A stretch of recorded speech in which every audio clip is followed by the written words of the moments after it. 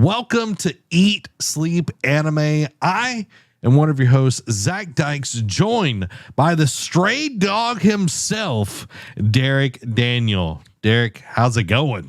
It's good, man. I like the little introduction because it's going to lead to what we are talking about here tonight. Yeah, I know, dude. This is a hidden gem. I know we talk about hidden gems on the regular shows. This one is absolutely a hidden gem, and the show we're talking about is Megalobox.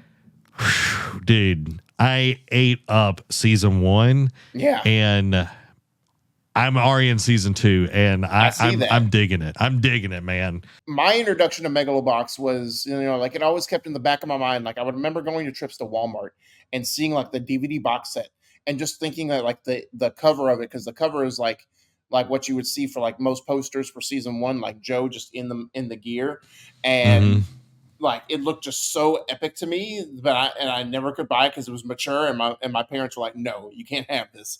The devil. So, and now that I watched it on Funimation, and side note, the English voice actor for Joe is the same guy who voices Gojo from Jujutsu Kaisen. So Kaiji Tang. So very well done. It's just watching it was because I wasn't at that point into sports anime, and it's by truth and definition it's not a true sports anime. It's like a futuristic one, but it is by the numbers a sports anime when you get down to it, because there's a whole tournament and whatnot. And so watching this, it was just so epic. Like the music, like the soundtrack was really good. Like the cast was really good. Like the origin story for Joe was really good. Like to have him come up, meet the trainer, the trainer be a sleazeball essentially, and then like him having that whole angle of, because he before he got to the big leagues, he was fighting in like random saloons and bars just for like $50 essentially. The drunk monk Exactly. was the place, and like throwing fights, and like he didn't want to throw fights, but like because he always wanted to see how good he really was. Yeah. And Pops, or Nanbu was his name. He owed a gangster a ton of money. Yeah. And Joe, he eventually becomes Joe Junk Dog or Junkyard Dog or whatever was his name. Junk Dog was his name. Yeah. Like that was his ticket to be able to get money. So, and the beginning of it, it's like the graphics, like the art style is very like old school looking. That's what also drew it to me, because it's like, I think the first season happened in like 2018. Yeah. And or released in 2018, but it has that old school aesthetic. And I'm just like, something about it just fit well with that show and just did it justice. And I'm like, man, this is great. It makes it feel way more gritty, especially where Joe is coming from. It doesn't feel like this pristine thing, but the way they set up everything super quick, like they explain it really well. Setting up Megaloboxania or whatever they want to call it. Megalomania. Megalomania. Like the only way to watch this right now is on Crunchyroll, and the first season is only Japanese, which is weird because and the second season is dubbed, but on it back in the day I watched it on Funimation and it had season 1 in dub. Well, now that I'm watching season 2 in Japanese. Yeah. So I was like, okay, I'm watching it this way. That's just the way, because switching voices like halfway through a show. I've done it before, but I don't necessarily like it. But the art style, because I finished Rurouni Kenshin, and I was like, all right, I need a palate cleanser before I jump back into Vinland Saga, which we're watching. And I was like, okay, I'll jump into this. I'll see if it's okay, see if it's worth me looking at. I was going to say, so what was it that drew you? Because I know I'd probably mentioned it a while back, but like years ago, but I know I had mentioned it recently. So what was the reason that drew you to that anime? Dude, I was literally just scrolling Crunchyroll, and I saw like Joe just like, like pose like on the side, and I'm like, okay, that looks pretty cool. And I love Rocky. Rocky is like one of my favorite movies of all time. So, and there is like, it feels like Rocky a lot of the times in this show, because, you know, Rocky dealt with gangsters, like he, you know, was literally their muscle going and getting money and everything in the first movie. And it felt like that, you know, it's like this down on his luck. He doesn't have anything. He, you know, I don't even know, like, you don't even really see him sleep anywhere in the first one until later in the first season and everything. But it was that pose, dude. I was like, I love boxing. I love anime. I'll at least give one episode a shot and see what we're able to do. But man, like that first episode, I was like, I'm in this. I'm in this. But it does something that's like very old school anime. It doesn't give you everything up front. It teases and like layers some stuff and makes it like, well, why is he like riding his motorcycle like to this cliff, and like why is he doing all of these things? And it sets up all of these questions. You're like, I gotta watch the next one. And you just watch the next one. You're like, I gotta watch the next one. I don't need sleep. I need answers. Yeah, exactly. I need anime. And the way it's all set up is just so good. And Yuri. Yes. Yuri, oh my God. Yuri is such a great antagonist. And like, he is the Russian from Rocky 4. Yes. 100%. And the song that goes with Yuri, like every time it comes on, I'm like, yeah. And just like the way like they designed his character, dude, he is super imposing. And the gear, like the story of the gear and like how it's like been integrated. And then you have Yukiko's brother that like develops the AI version of it that can like read a fighter's movements and everything. Like pretty much like fight for you, essentially. Yeah. And like the amount of world and lore building that it just in boxing. So cool. Yeah. Very underrated. Very like, it just does some things that you wouldn't think an anime would do, like from something that's not like widely known, like it's not like widely promoted and whatnot. So it did it really well.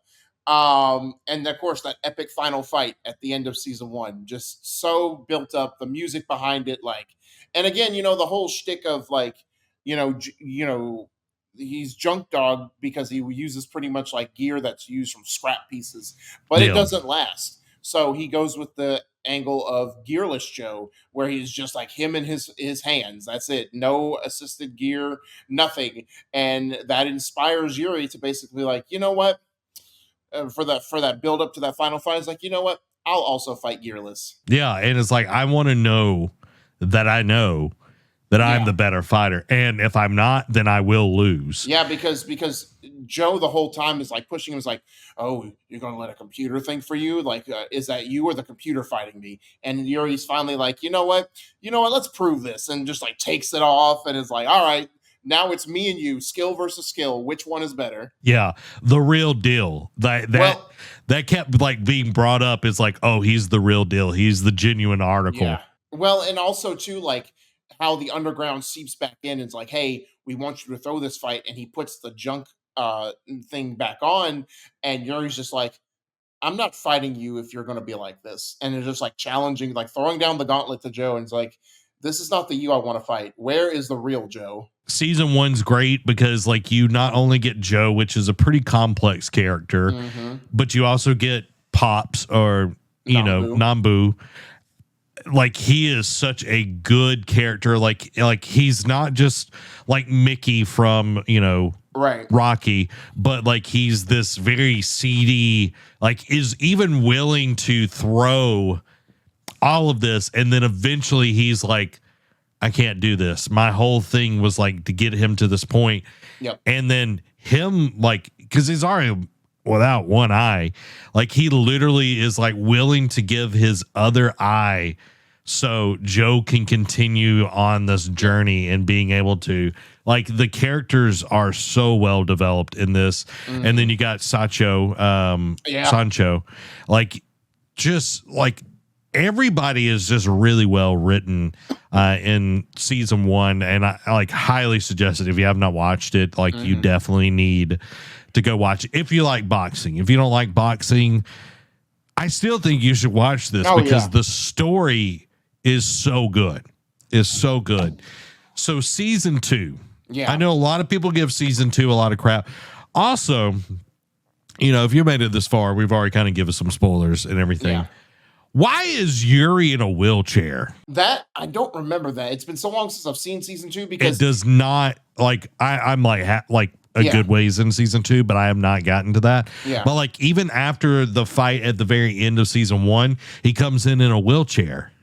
I guess he gave it so much that, you know, like, I don't know. I don't know, dude. I was just like, what the crap's going on here? Why is Yuri in a wheelchair? Because it was like, you don't even like, I thought it was interesting because at the end, like the fight, like you see the hit and everything, and then it cuts and it goes forward. Right. And you're like, well, who won? Like it builds that suspense even further. Right. Like the pacing is chef's kiss in this show, y'all. It's just amazing.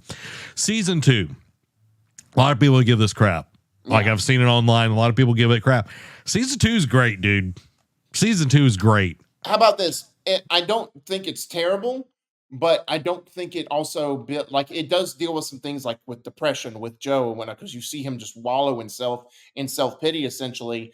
At the same time, to me, it just didn't resonate with me the way season 1 did. Now, it's sort of like Flash season 1, like where after season 1, like it was peak, and then after that, it was just like it just couldn't. Like it was still good. Don't get me wrong. Yeah. But it just didn't hold up to that same standard that season 1 set, in my opinion. Yeah. Well, the reason why I'm enjoying season 2, it's like, yeah, we saw him at the top. We also saw him at the bottom. Oh yeah. But now we're seeing him at rock bottom. Yes. Like Joe, bottom of the bottle. Like it's sad, and you're like, what the crap is going on? Yeah. And it goes back to that pacing. Like they really let you sit in what has happened, and you don't know what's actually happened. You just see him, you know, out and being called the Nomad and everything.